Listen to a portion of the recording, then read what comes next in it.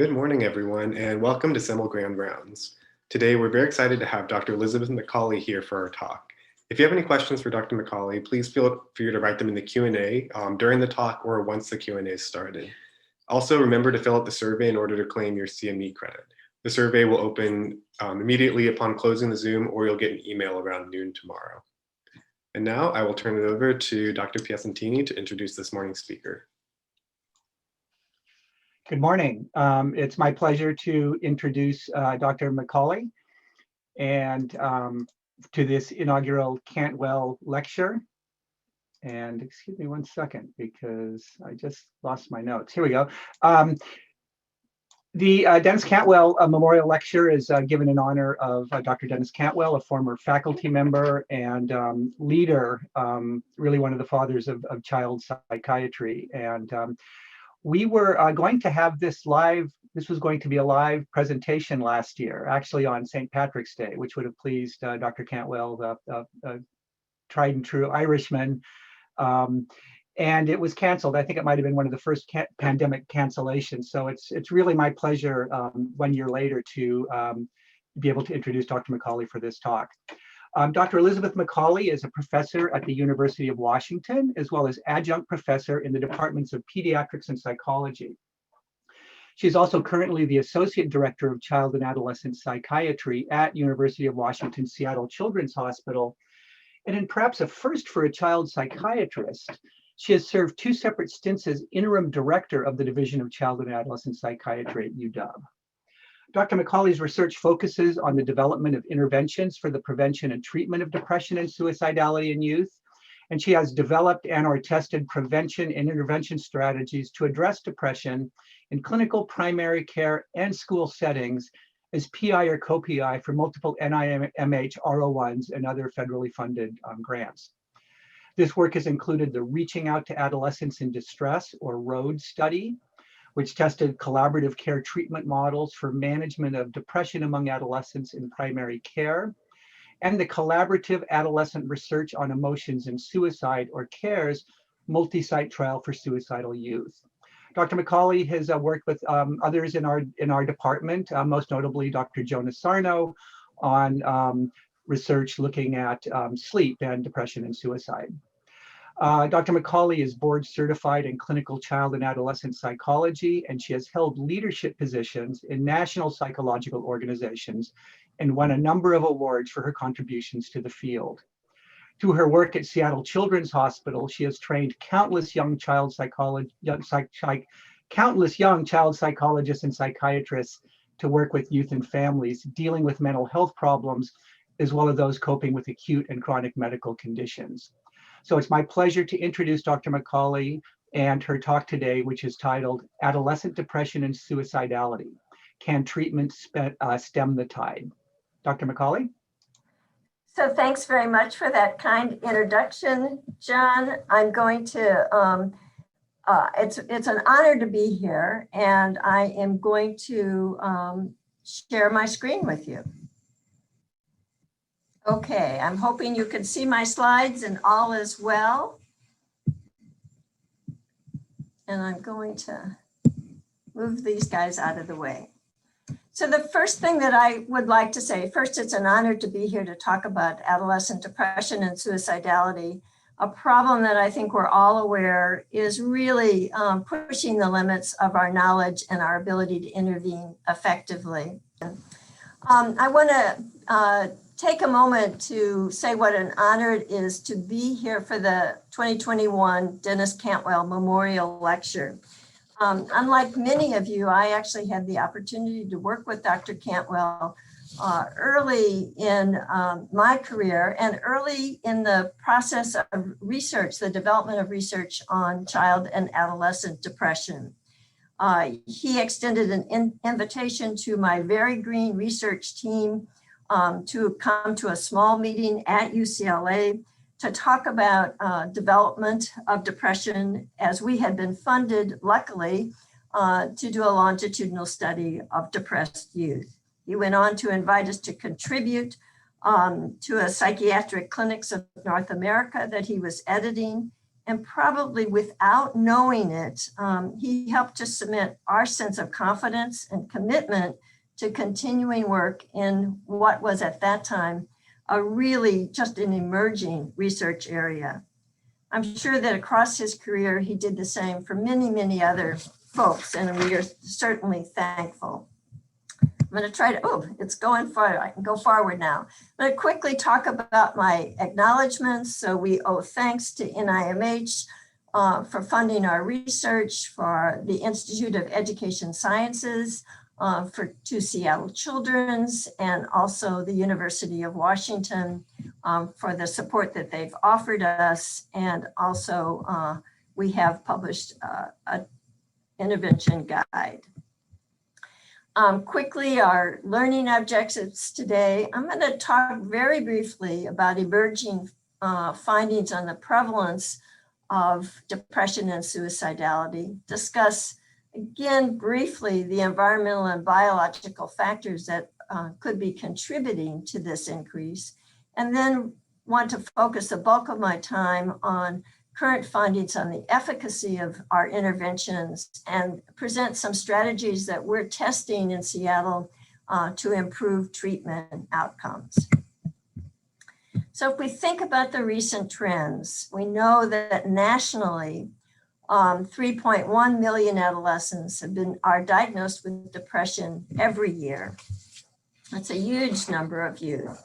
We also know that suicide is the second leading cause of death in youth aged 10 to 24. And most alarmingly and worrisome is that from 2009 to 2018, there's been a 75% increase in the adolescent suicide rate in the United States.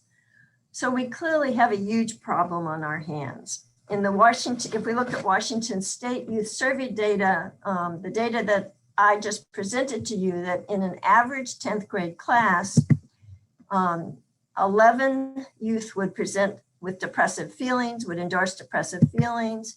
6 would have considered attempting suicide, and 3 would have actually attempted suicide. So again, this is a daunting problem.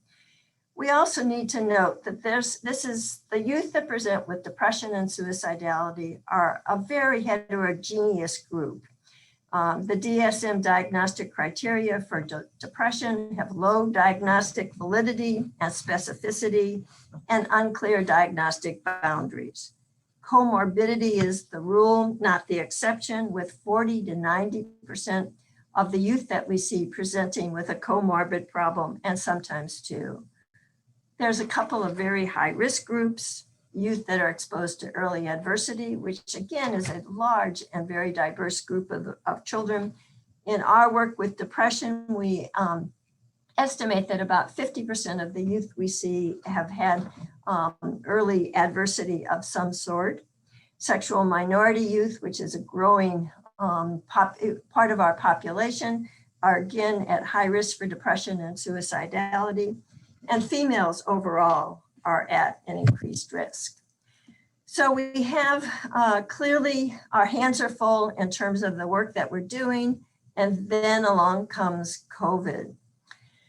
So I just want to give you a sense of a couple of cases that I've worked with myself over the last year here at Seattle Children's as part of the CL service. So one is a 13-year-old girl with an aspirin ingestion, a history of depression and social anxiety. She describes herself as too self-conscious to engage in online school and never turned her camera on, attended it sporadically, but didn't turn her camera on. And the trigger for her suicide gesture was when she learned that her older brother, who was really a bully, would be staying with the family for another month. She had just had it. That was too much for her. Similarly, last spring, a few months into COVID, I worked with a 17-year-old boy, again hospitalized after a polydrug ingestion. He was highly stressed over final exams. He was attending via Zoom a very demanding school, and his parents put great emphasis on academic work. He described feeling no motivation and very, very hopeless. And this was a kid without prior mental health history, or at least recognized mental health history. And he described something that I feel like I've heard a number of times in the rest of this year, that he felt like a captive in his home. So we're dealing with a lot of kids who are struggling. The emerging data on the impact of COVID is just that, emerging. We don't know what we're going to find as we look more carefully over time. But just two very recent studies. One is based on CDC studies that collect data across about 47 states, and they looked at the weekly proportion of mental health related emergency department visits in relationship to total ED visits for youth between January and October 2019 compared to 2020. And what they found is increases that began in April and May and June seemed to decline a little bit over the summer. It's hard to see the weeks, but that increase that you see on the screen is kind of April, May, and June, a decline over the summer, and then a pretty steady increase as we move into the early fall. Similarly, I wish I had a pointer, but I don't know how to do that, so I'm going to just walk you through these slides. Similarly, Hill and colleagues have reported on suicide risk screens for youth seen in the ED of a pediatric hospital. And this count for about 9,000 screens. Mean age of these youth was 14.72, and it's a ethnically and racially diverse group of youth. And what they found for suicide ideation is a significant increase in March and July, so times when we were first kind of hit with COVID, and what they would argue is there was again another summer spike with COVID. And then if we look at actual suicide attempts, there was kind of a buildup even before COVID in February, but a really markedly significant increase in March, April, and then another pop-up in July. So I don't know if we understand what we're going to see in the long run, but I think we all agree that we have a lot of very distressed adolescents who've been cut off from many of the things that make them feel good. Some are relieved to not be in school, but many are very distressed by no sports, no social activities, and really being confined as much as they are with their families. I'm going to move now to talking about what are the risk factors. How do we understand these, in addition to COVID, how do we understand these increased rates of depression and suicidality? And I always like to start by talking about just what is the risk of adolescence is the perfect storm in terms of risk for increasing depression, and with depression comes suicidality. So we know that there are normative developmental challenges, that there's differential development of the subcortical and prefrontal cortical systems for adolescents. These are equally mature in children and equally mature in adults, but we see for adolescents, there's this gap. So many people describe the prefrontal cortex as the brakes, and the less mature, and as they're less mature, as the subcortical is growing more rapidly, developing more rapidly, that's the accelerator. So many people describe this period of adolescence as all acceleration and no brakes. These changes in brain development add to the intensity of emotional reactions, contribute to altered reward processing, and increased risk-taking due to the greater influence of the approach system and a weaker influence of the regulatory system. And we think that these might contribute to the increased risk of depression and suicidality during adolescence. There's, of course, many, many other factors, and I feel like On this slide, I've listed some key variables, but really you could do an entire course, not even, certainly an entire lecture and an entire course on the complex role that stress plays in increasing risk for depression and suicidality. We've talked about early adversity, which is much more common in the histories of depressed youth and of suicidal youth. There's a growing research literature on the impact of social exclusion versus inclusion, particularly for adolescents, and how this increases their risk and their sense of hopelessness about their place in the world. Again, there's a huge growing literature and big controversy about the influence of social media, many arguing that social media has contributed to an increased risk for depression and suicidality. As youth are bullied sometimes online, are looking only at messages of others who they're feeling are more successful, are enjoying life more. The actual literature on this is less clear, and so I think that the jury is not quite in about how social media contributes to risk for depression and suicidality. That said, I think we all know that adolescents really need active parental or caregiver oversight of their use of social media, support for engaging in other activities, which is very challenging in this time of COVID, to get them off of social media, and particularly off of social media in unsupervised or undersupervised times, which in my experience is frequently very late at night when youth are reaching out and communicating with other kids that are unknown to them, and we're not sure exactly, we would not be sure exactly who they are. So I think I always am going to put COVID-19 in there because I think that's going to be the emerging challenge for all of us. So how are kids going to come out of this period? Are they going to feel more hopeless, which I've talked about as a trans diagnostic factor below? Are they going to feel good about their futures? Are they going to feel like they can catch up with what they've lost in school? Big challenges. Just want to make a quick comment about the fact that there's differential pathways. So always want to underscore that we're not talking about a homogeneous group of kids. We're talking about many, many different sectors. So there's pathways of youth who start out very anxious and move into depression. There's pathways of for youth who have early adversity and experience depression and anxiety. We know that there's the ADHD youth who become depressed after significant social and academic failures. And the increased risk for conduct disorder youth and those engaged in substance use to become depressed again as things in their life become more stressful for them.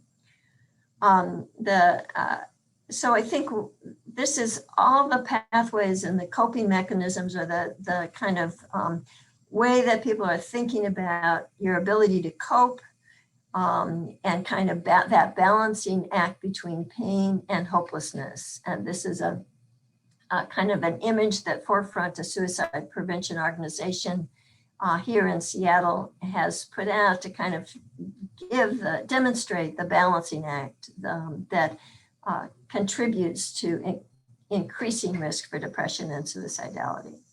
We also want to pay attention to trans diagnostic factors, and these will come up more as in the course of this presentation.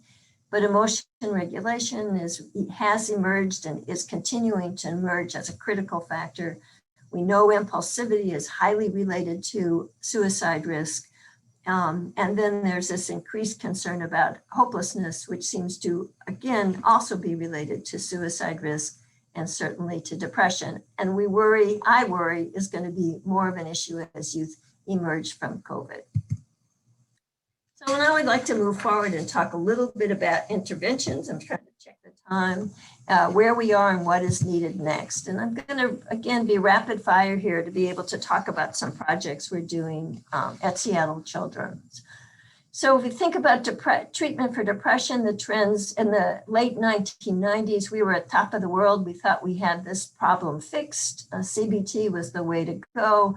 An effect size of 1.27 would make any clinical research trial person be happy and over the moon. By the 2017, John Weiss's meta-analysis of 27 depression trials got us back down to an effect size of 0.29, not nearly as encouraging. So it was more like, what are we doing and what do we need to do differently? Weiss has recently published a meta-analysis, Weiss and his colleagues, that looked at effect sizes for treatment of depression, anxiety, ADHD, and conduct problems over a period from the 60s until 2018 across studies. And he found that the effect sizes decreased for treatment of depression. But the key factors were really looking at the target sample, that the studies that included carefully defined, probably eliminating a lot of comorbidities, those samples, in those samples, the effect sizes remained pretty steady, whereas the effect sizes dropped as the sample populations, those included in the samples were more diverse, but unfortunately probably more realistic in terms of the youth who are struggling with depression. I think ironically, if we turn to suicide interventions, it's a little bit, we have a little bit more room for optimism. In 2015, a meta-analysis that Dr. Osorno was a key player in putting together identified DBT, cognitive behavioral therapy, and mentalization-based therapies as the therapies associated with the largest effect sizes. And the effects were strong for the reduction in overall self-harm, while the effects for suicide attempts were not statistically significant. So this gave us, maybe we have some hopeful interventions. Since that time, DBT has moved into a category of well-established in terms of interventions for suicide, based on recent studies done by our team, our CARES team, and the work of Mellom in Europe. So DBT now has evidence to support it for self-harm, for suicide ideation, and for suicide attempts. So again, we have a moment of optimism, and then we have to deal with the reality. A meta-analysis that was published in 2020 by Kofgasser and colleagues looked across studies, and comments are determined that effect sizes are small to medium, and we'll talk more about that, and suggests that we need to think differently given the scope of the problem, that we need to test brief, immediate intervention options. I'm not going to spend much time on this slide. I just want to point out to you that if you look at level 1 and level 2, there's a number of studies, including Dr. Osorno's safety approach, that are really hold tremendous promise for affecting and reducing suicidality among adolescents. I've stuck CAMS in there in the middle in red. CAMS is a collaborative assessment and management of suicidality. It's a level 1 well-established intervention for adult populations. And I've inserted it there because, as you'll see, it's an area where we are currently doing research to look at its efficacy with adolescents. So where does this put us? I think that we're a little bit, we have to, again, drawing on the incredible work of John Weiss and his colleagues, we have to be thinking about what's going on in our culture, the changes in our culture, the changes in parenting styles, changes in family makeup, and also the changes in youth and how they're presenting and the diversity of presentations, so that we need to rethink our interventions for depression and suicidality, looking at a more, not one size fits all, but we need to be looking at a number of different approaches. I like to include this quote from John Weiss's study in 2019. For youth accustomed to texting, tweeting, instant messaging, and Snapchat, The idea of sitting alone in a room with a middle-aged or even young adult for 50 minutes every week for 20 weeks may seem just like sheer torture. So what do we need to be attending to? And you've heard this from many other folks. We need to be attending to doing things differently and thinking outside the box. First of all, in terms of access, clearly we need to integrate our work into primary care, which is probably going to mean some briefer interventions. Schools are another rich area. Schools are where most mental health services are currently provided. And those of you that have worked in schools know that this can be a very mixed bag, but an important resource for us to be integrating and shaping our intervention strategies to fit the needs of the school. And we need to be expanding the workforce. We need to better understand mechanisms. We say that all the time, but we're not so good at identifying that. We need to know how treatment works and then for whom it works. It isn't going to be one size fits all. We need more flexible approaches. So we can't have an intervention for depression and then one for anxiety and then one for conduct. We need transdiagnostic approaches, principle-based formats, approaches, so that we can take a child or an adolescent with the problems they're presenting with and in the same kind of therapeutic context, move them through and address the problems they need help with. We need to change our formats, our step care models. We need to think about step care models. That's happened some more in medicine than I think it's happened in mental health, but certainly it's work that's beginning. We need to revisit what we're doing. Do we need 12 sessions? Do we need long periods of intervention? Or can single sessions be effective for some youth in some situations? We need to think about digital platforms. And if we're not thinking about them, all our patients are already on them, so we need to wise up on that front. We need to look at the work of Sally Mary in New Zealand, who's used a video game formatting for the interventions that she's provided. And in all of this work, we need to pull in our colleagues from user-centered design. We need to sit with our patients and their families and figure out what's going to be effective for them, what's going to fit with their lifestyle, what kind of dose and style of intervention do they feel is going to be most useful.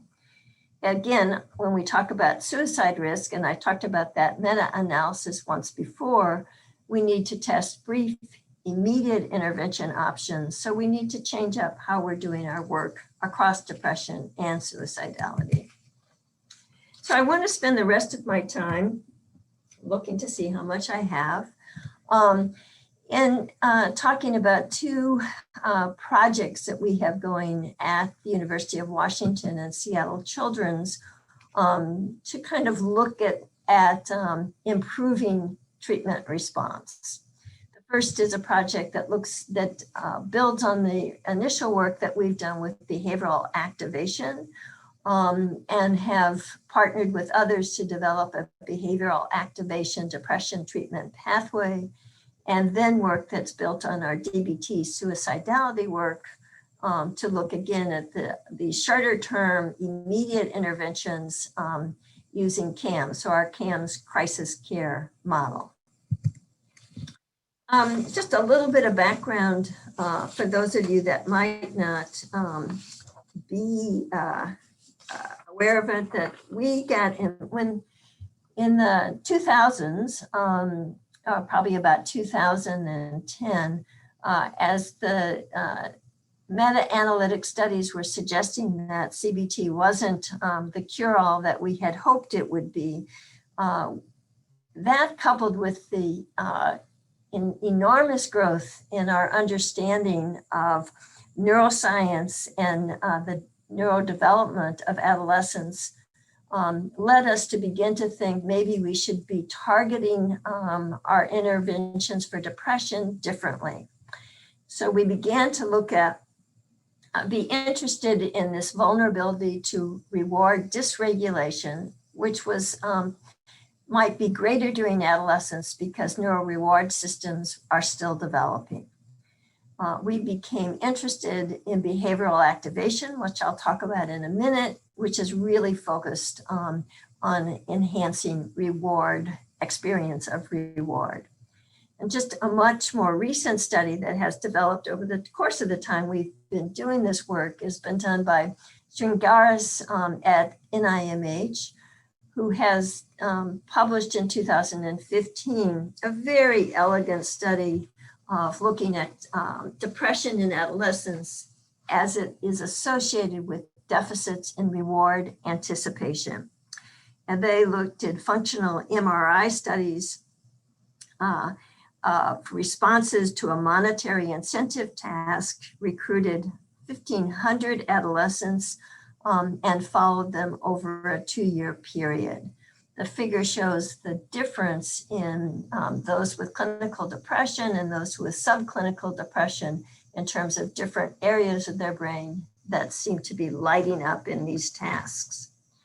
Their research identified that the ventral striatum activity was reduced in youth with subthreshold and clinical depression, that low ventral striatum activity predicted the transition for youth into subthreshold and clinical depression, and that the symptoms of anhedonia and low mood were associated with the strongest reductions in ventral striatum activity. It just confirmed for us something we were already deeply looking at, which was we needed to look at reward responsivity to possibly affect depression response in youth.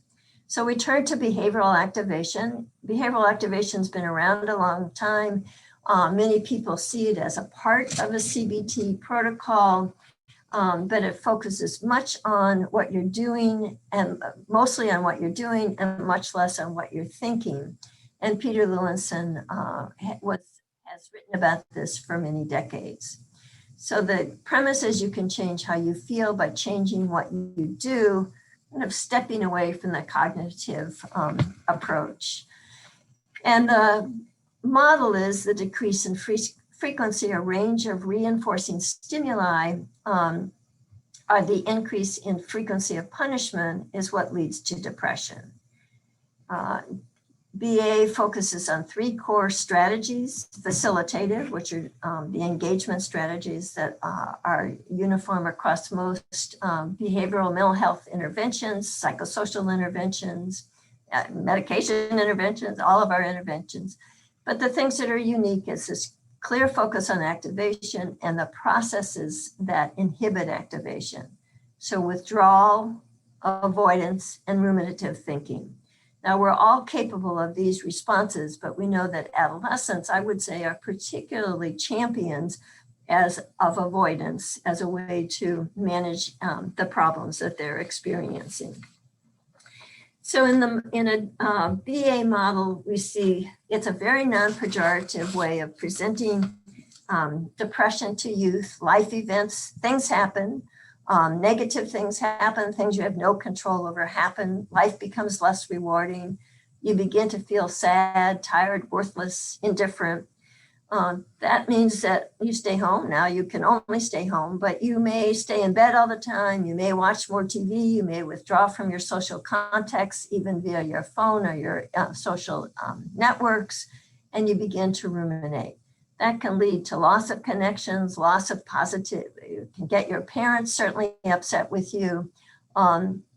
Maybe you stop connecting to your schoolwork, and then that's a vicious cycle that leads to a less rewarding life. Parents are on your back, you're feeling even worse, and you kind of continue through this cycle. So the focus of behavioral activation is to look at what is rewarding for you and how we can get you back into engaging in those rewarding activities.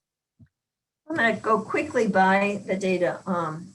We do have some pretty good data to suggest that this is a promising intervention.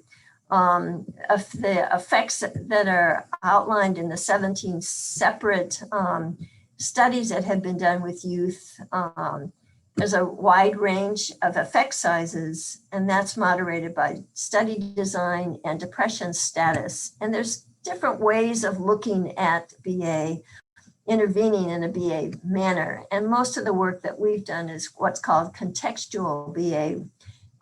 And overall, the meta-analytic studies suggest that contextual BA with depressed youth can lead to an effect size of 0.59, which is pretty good.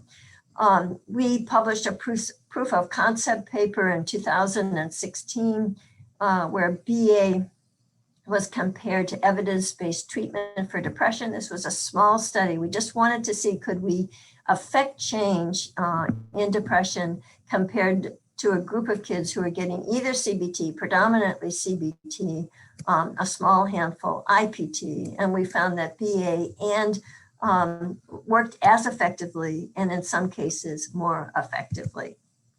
So we began to be engaged in looking at BA, which is a principle-based approach, and in exploring BA as a principle-based framework for treatment of depression in the presence of common, co-occurring, and contextual difficulties. So kind of another way of, another variation of a common elements approach, but using the BA principles of change to look at whatever problems the youth was presenting with. So we took youth that were starting with depression, but if anxiety popped up as a significant feature, using the same principles to address the anxiety or the aggression or the behavioral problems. So the core BA principles are utilizing functional behavioral analysis to understand unique reinforcers and to identify barriers to accessing the incentives that are really powerful for the youth. And then using the principles of operant conditioning to replace avoidant behaviors, which limit access to these reinforcing experiences with approach-focused goal setting. We were fortunate enough to partner with a whole group of people across the country to begin to test this model or explore this model. We have yet to do a really rigorous test of the model. Eric Lewandowski, who's kind of in the middle of this picture of the screen at NYU, came out to Seattle because he was visiting a number of clinical programs that included a strong component of treatment for youth with depression. He had been tasked at NYU with improving the treatment of depression across their service systems, their inpatient psych unit, their outpatient clinics, and their integrated medical services. He came out and met with us, and with his collaboration, we began to work at looking at how we could think about BA as this principle-based approach to improve care for kids in a number of different settings. And then we were fortunate enough to be joined by Catherine DeLonga as a representative of NIMH Stringaris' Mood, Brain, and Development Unit. They've been really studying this issue of reward responsivity. And they again shared with us training, and we have been engaged in about a year-long collaborative, well, probably 2-year-long collaborative monthly meetings where we talk about cases and we consider the development of how to apply BA in an effective way across settings.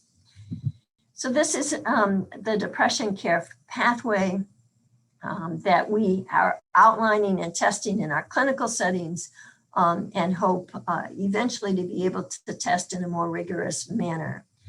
I give full credit to Eric Lewandowski, who really began this work, this pathway work, and engaged us. He came to visit us, and then he outdid us in every way by developing a pathway that existed in NYU, where they used this model, starting with BA, and I'll talk a little bit about CAMS, in all of their settings, and then supplementing as needed. At UW, we are using a step care model where again, we begin with CAMS, and then we offer adolescent and parent BA groups as kind of the entry into our system, followed by individual or family care if indicated. And the NIMH group has focused on a much more specific research target. They've been looking at using BA sessions to do exposures in sessions to test whether they could change the adolescent's reward prediction error. Their hypothesis is that depression is perpetuated because of adolescents having an anticipation of low reward and trying to activate them in session to kind of help them see that they might be negative in their prediction and maybe better things could happen. So in this model, we all agreed to start with CAMS. I can't speak for the NIMH group, but at NYU and at Seattle Children's, because we know that suicidality is a key factor and needs to be stabilized as we move into intervention. Then we use the behavioral activation platform to help the youth understand their depression and our suicidality, help them identify what's important to them and set some goals. And then as needed, we step into integration and augmentation using the same BA principles to look at activation and introduce skills as needed. So looking at exposure if that's needed, cognitive restructuring even if that's needed, and communication skills are anger management skills as needed. Understanding that for some youth, there's going to be the need to refer to a much more specific intervention like trauma-focused CBT, in some cases DBT. So that just is an idea of kind of what we're trying to look at about what are the systems of care, what are the care pathways that we can develop to better serve depressed youth. Now I'm going to quickly change topics to talk a little bit about our CARES, what's grown out of our collaboration regarding suicidality, our CARES studies. So CARES was the first RCT of DBT that focused on suicide attempts. And why did we do that? We did it because DBT was being highly used and highly recommended for youth, but there was limited efficacy. I'm not going to talk a lot about the structure of the CARES study. Those are published papers, but I just want to underscore that the CARES study included a very high-risk population, at least one lifetime suicide attempt, elevated suicidal ideation within the past month, recurrent intentional self-harm, and meeting at least 2 borderline personality disorder criteria besides the recurrent intentional injury criteria. So these were kids, very high-risk kids. And now I want to jump really quickly to what did we learn. I should have taken the time to acknowledge my incredible collaborators on this, on the CARES study. I'm going to pop back for a minute. So certainly Dr. Asarno at UCLA, Dr. Burke, who was at UCLA and now is at Stanford, my close friends and colleagues, Marsha Linehan, Molly Adrian, and Katie Korslin at the University of Washington and Seattle Children's. So what did we learn? So we did learn that DBT was effective. We had better outcomes, particularly at the end of treatment with DBT than we had at a very carefully matched in terms of dosage and exposure supportive psychotherapy that was manual based with good intervention, good training, and monitoring of the interventionists. But we found that that our positive outcomes weakened over time. So by 12 months, the 2 groups looked more similar, which is good in the long run that both groups were getting better.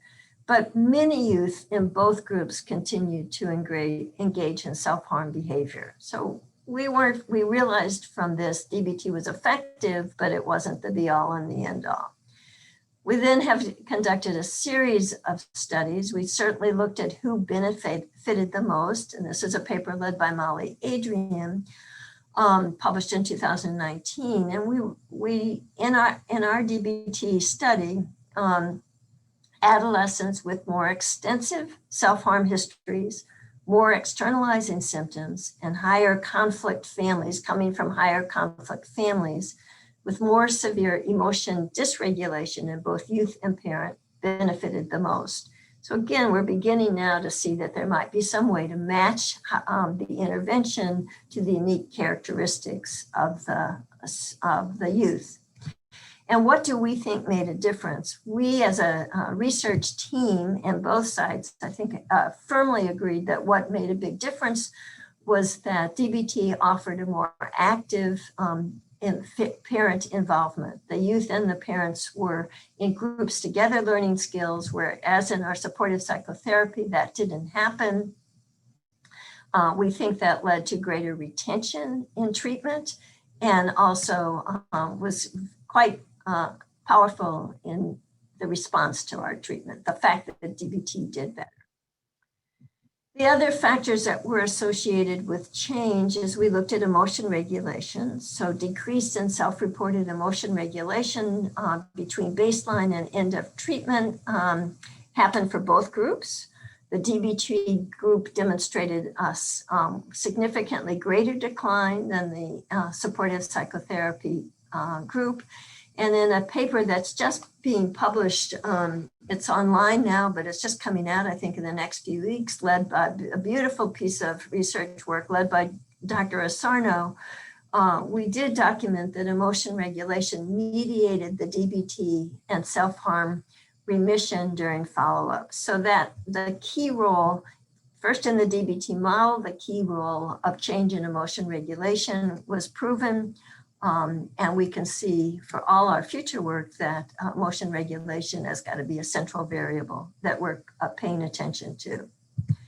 So what this led us to do is we built on lessons of our DBT. Michelle Burke has already published something on adding a stronger parent, even stronger parent component to the DBT work that she's doing now at Stanford.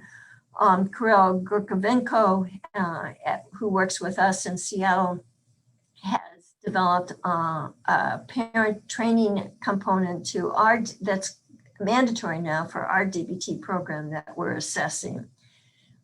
So we definitely feel like stronger parent involvement is needed. And I would say needed both for, we're talking about more suicidality now, but it's also something that's important for us to revisit in our treatment of depressed youth. The other thing that we have moved to is testing the brief immediate intervention options suggested in the meta and the analytic review that was published in 2020.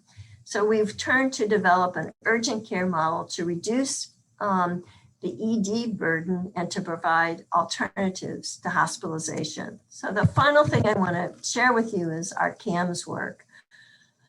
And CAMS, a collaborative assessment and management of suicide, is an effective suicide-focused intervention with adults. It provides a way to access the unique drivers for suicidal ideation for each adolescent, which I think has been a huge learning curve for us to learn all the differences the different drivers for each adolescent.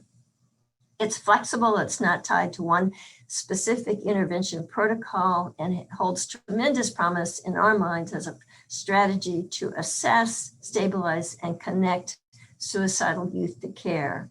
And just a complete shout out to my colleague, Molly Adrian, who has led us in our work with CAMS and has in preparation a paper looking at about 130. I think that number is actually going to be a little bit larger when we finish this paper, looking at CAMS with adolescents. So in response to this work, we've developed a new clinic, and I just want to end by giving you a sense of that. It's the Crisis Care Clinic. 1 to 4 appointments. We involve both the patient and the caregiver. We use an evidence-based intervention, the collaborative assessment and management of suicidality. A big emphasis of the work is on case management and connecting to care. And a big goal, our focus, is managing suicidal crises in an outpatient setting. That doesn't mean that some of the youth that present in our programs don't need an inpatient setting, but we're seeing that many have presented without prior mental health care and without longstanding mental health problems. And we argue that many of these kids could be effectively managed in outpatient settings. Just to give you a sense of what happens with a CAMS intervention. This is what it looks like initially. Youth rate on these variables, these 5 issues, their psychological pain, their stress, their agitation, their hopelessness, and their self-hate. Identify which factors are most important to them, and then their overall suicide risk. They also talk through their reasons for living, friends, new season of TV or online show, family, and Tofu the cat, and then the reasons for dying, and then identify what they think would be the most significant factor that could help them no longer feel suicidal. And I think you've heard this before, most of you. If my parents would leave me alone, that would do the trick. This leads to the development of an interim, if you will, a brief intervention model, how to address the key drivers, and then ongoing for the next 4 weeks or 4 sessions, following up with these drivers and implementing interventions as indicated. We also do very careful safety planning, and I'm not going to spend time on this today. I'm sure it's something that you're very familiar with, the Stanley and Brown work. And we're hoping, fingers crossed, to get funded to look at safety planning, a comparison of in-depth safety planning versus CAMS as in a comparative way as 2 possible brief interventions to mitigate suicide risk. So I'm going to talk a little bit about what we've learned so far. And this is an open trial, just talking about what we've learned from the suicidal kids that we've seen. We don't have a control group as yet.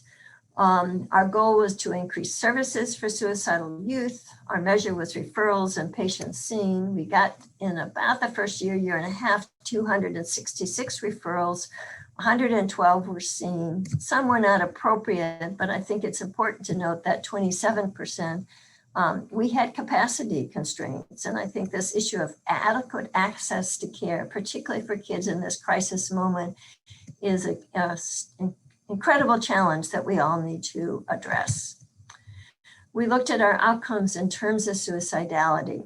Our goal was to improve clinical outcomes. We looked at the first and the last scores and on that overall CAMS risk of suicide, and found that 69% of the adolescents reported a decrease in risk over just this 4-week, 4-session intervention. We were very concerned. We saw this as equally important, that we were able to connect youth successfully to ongoing care, because as most of you know, it is very hard to engage suicidal youth in care, and it is even harder to keep suicidal youth in care. They drop out quickly, lose interest, don't find the interventions pertinent to their needs. Whatever their reasons, they don't stay in care. And we were able to connect 95% of the participants. And for 95%, we were able to do a warm handoff, which really meant, obviously, with adolescent and family permission, really sharing what we learned from the CAMS intervention and helping to move youth forward in ongoing care in a seamless way. We also looked a little bit at costs, and as isn't going to be surprising to any of you, we compared one night on our inpatient psych unit, the cost of a ED visit versus our 4 CCC appointments, and determined that our costs were much less if we could manage these youth in an outpatient setting. Finally, we were concerned about feedback, and our goal was to improve the experience for patients and families. Our measure was their satisfaction scores. We have them fill out satisfaction scores at the end of their 4 weeks, and then again, we circle back to them at a month, and we're planning some longer term follow-ups. 98%, this was mainly parent feedback, said this was the right approach and they would recommend it. The youth said some pretty kind words about the process, but I think the more importantly were the parents' feedback, or equally important with the parents' feedback, that They really emphasized the immediate response, getting an appointment right away before things got worse, and the support they felt of having parents meet separately with a therapist and then getting everybody together. I think that's similar work that Dr. Asarno has done in your clinical settings. So just to acknowledge everything that we do with a team, and here's our crisis care team. And thanks to all of them, and thanks to you for your attention, and I'm open to questions and comments. I think we have a few minutes, not many, but a few minutes. I'm going to stop my share.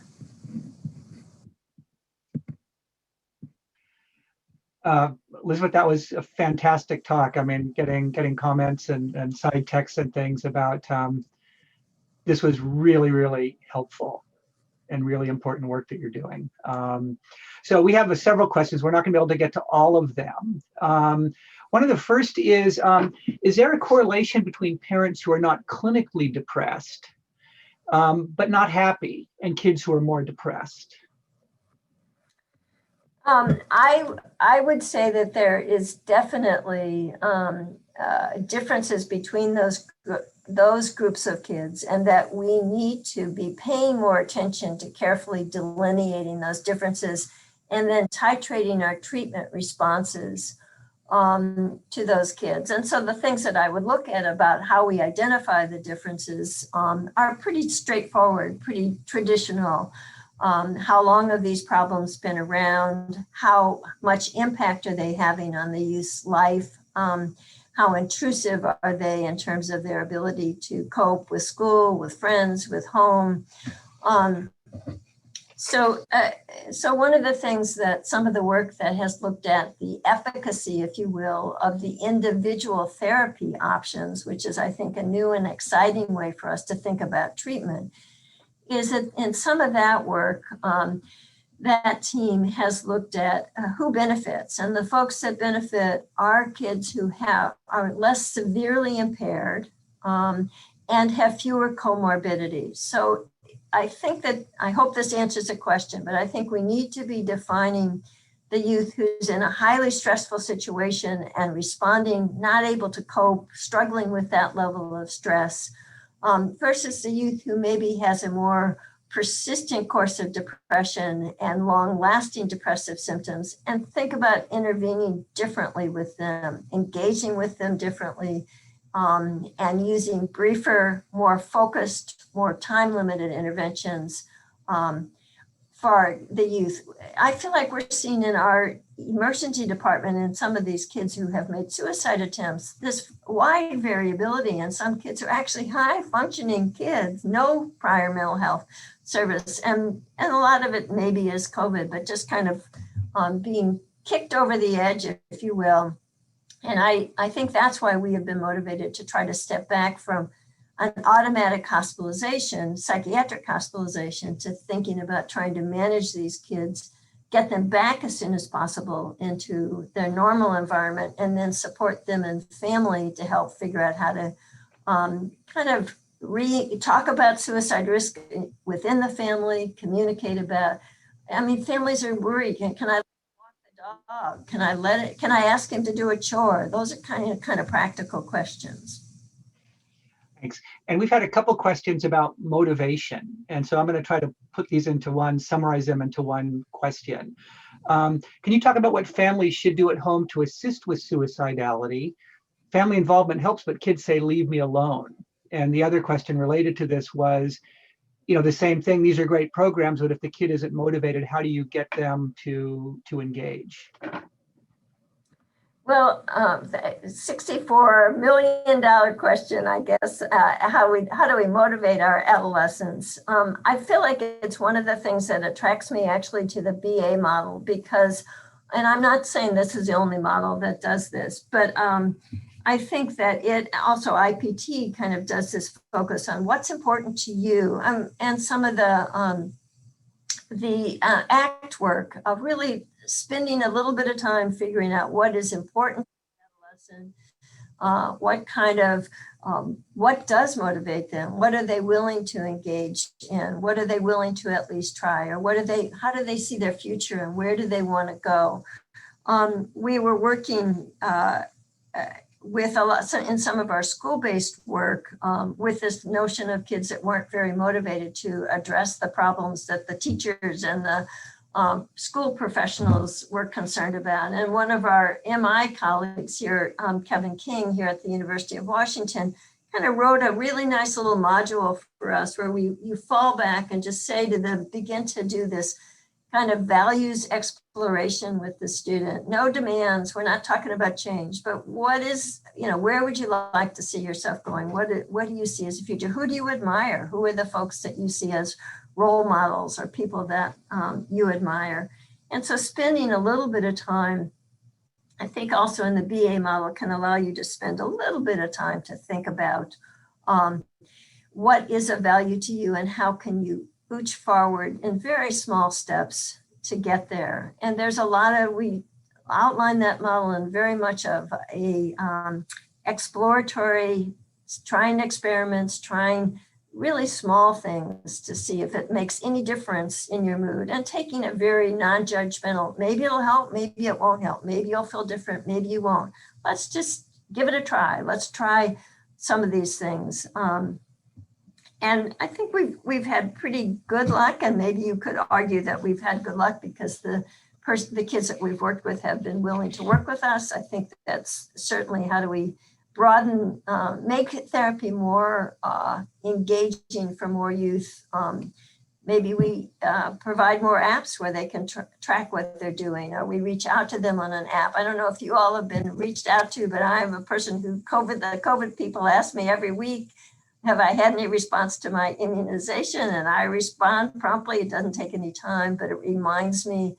I think we could use some of those kinds of things to reach out to kids and maybe make positive comments or check on them. Motivation is a huge issue. And I think BA does hit that motivation piece. I think with the suicide part of our work, yes, kids are unmotivated, but I feel like we have them in a little bit more of a crisis moment, and we have the family in a crisis moment.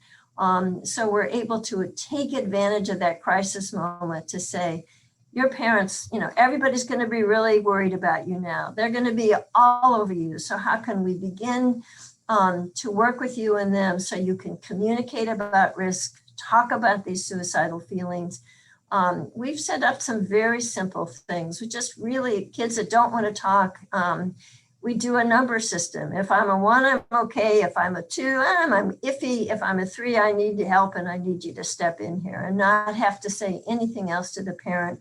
And then we have to coach the parent to not say anything else, but just to step in with some pre-identified ways identified by the adolescent ways that they can be helpful.